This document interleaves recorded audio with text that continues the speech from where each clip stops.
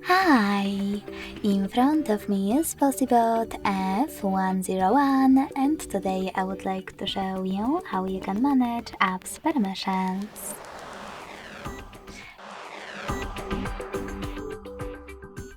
Begin by going into Devices Settings and scrolling down to Access Privacy. Following that, tap on Permission Manager and select one of your device's features that you wish to manage, like microphone.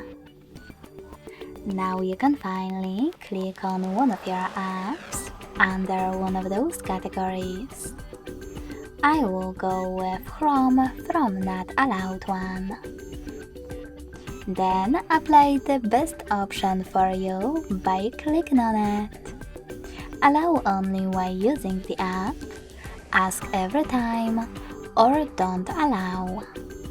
I will go with the first one, so when I tap and go back, I can see that Chrome just gained access to my device's microphone if I'm using this browser. But you can always select any feature and then look for an app that you wish to manage, like calendar. Now instead of selecting one of those options, scroll all the way down and tap on See All Permissions at the bottom. Then manage all of those only for chosen app the same way.